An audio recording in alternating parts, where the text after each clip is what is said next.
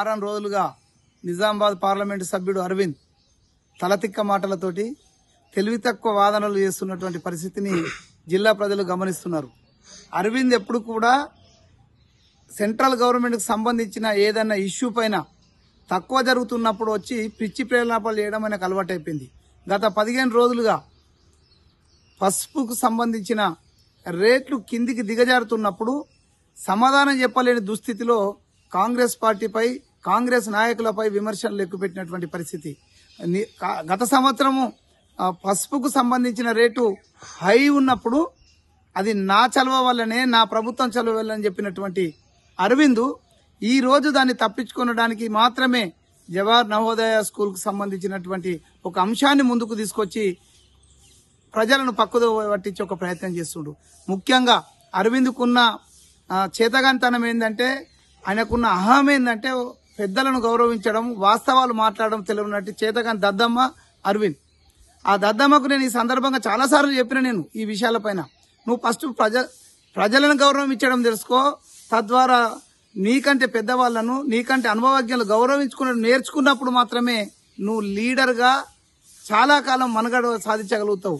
గెలవడం ఓడడం అనేటిదే లీడర్షిప్ అనుకుంటే అది నీకంటే తెలివి తక్కువతనం ఇంకోటి కాదనే విషయాన్ని ఈ సందర్భంగా నేను అరవింద్కు నేరుగా సూచిస్తున్నాను. అని ఉండొచ్చు, ఒకవేళ నేను గత 10 రోజులుగా నేను ఇక్కడ లేను అని ఉండొచ్చు, సుదర్శన్ రెడ్డి గారు నా నియోజకవర్గంలో జవహర్ నవోదయ స్కూల్ వస్తే అది నిజామాబాద్ పార్లమెంట్లో ఉంది కదా, నా ప్రాంత ప్రజలకు ఉపయోగపడుతుందని మాట్లాడితే మాట్లాడి ఉండొచ్చు. కానీ నువ్వు ఆ విషయం పైన సుదర్శన్ రెడ్డి గారికి ఫోన్ చేసి నువ్వే మాట్లాడుతున్నావు, అందరు ఎమ్మెల్యేలతో మాట్లాడినంటే మరి నీ ముఖం ఎందుకు తక్క చేసుకున్నావు? నువ్వెందుకు సుదర్శన్ రెడ్డి గారితో మాట్లాడలేకపోయినావు? సుదర్శన్ రెడ్డి గారితో మాట్లాడు సార్, అది బాగున్నది కదా అన్న, మరి ఈడ పెడితే గిట్లుంటుందని ఎందుకు కన్విన్స్ చేయడానికి నీకు ఇబ్బంది ఉందో నువ్వు చెప్పాల్సిన అవసరం ఉంది. కేవలం ప్రజా సమస్యలను పక్కదో పట్టించి పబ్బం గడుకోవాలనే నీ నీతిని ఇప్పటికే ప్రజలు గమనించిర్రు. నువ్వు గుర్తుంచుకో బిడ్డ, నువ్వు మాట్లాడే విధానం పెద్దలు గౌరవించకపోవడం, పెద్దల పైన తప్పుడు మాటలు మాట్లాడడం ఏదైతే ఉందో, నీ తండ్రి వయసు ఉన్నటువంటి ఒక వ్యక్తి పైన తప్పుడు మాటలు మాట్లాడుతుంటే బహుశా అది కామనే, నీకు అలవాటు కూడా ఉంది. ఎందుకంటే తల్లిదండ్రులను గౌరవించని వెధవవు కదా నువ్వు. తల్లిదండ్రులను గౌరవించని వెధవ ఎవడైనా ఈ విధంగానే మాట్లాడుతుంటాడు. కాబట్టి ఈ సందర్భంగా నేను అరవింద్కి చెప్తున్నా, నీకు నీతి నిజాయితీ ఉంటే కూర్చుండి మాట్లాడు. నిజంగానే సమస్య పరిష్కారం చేయాలనుకున్నప్పుడు చర్చల ద్వారా మాత్రమే సమస్యల పరిష్కారం అయితే. నువ్వే అంటున్నావు అందరూ ఎమ్మెల్యేలతో మాట్లాడండి, మరి ఎందుకు సుదర్శన్ రెడ్డి గారితో మాట్లాడకపోవడానికి కారణం నువ్వు చెప్పాల్సిన అవసరం ఉంది. ఆయన సతాగా ఎమ్మెల్యేగా ఆయన అనుకుంటాడు నా నియోజకవర్గంలో కావాలని, అది నీ పార్లమెంట్ నియోజకవర్గంలో కదా, అంటే బోధన నియోజకవర్గం నీ పార్లమెంట్ లేదా?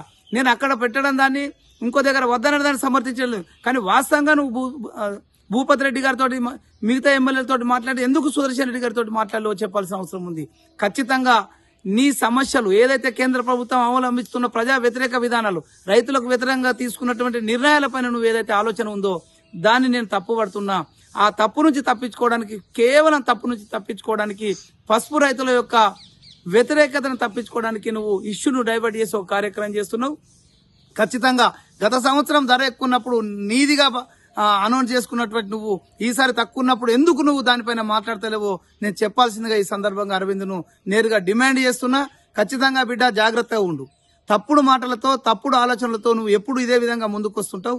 నువ్వు ఇదే కార్యక్రమాన్ని ముందు చేస్తే గతంలో టీఆర్ఎస్ వాళ్ళు నేను అప్పుడు అనుకున్నా ఇది కరెక్ట్ కాదా, ప్రజాప్రతినిధులను అడ్డుకోవడం మంచి పద్ధతి కాదు కదా అని అనుకుంటుంటే టీఆర్ఎస్ వాళ్ళు చేసినప్పుడు. కానీ నువ్వు ఈ చెత్త పనులు చేయడం ద్వారానే ఆ రోజు టీఆర్ఎస్ వాళ్ళు అడ్డుకున్నారు.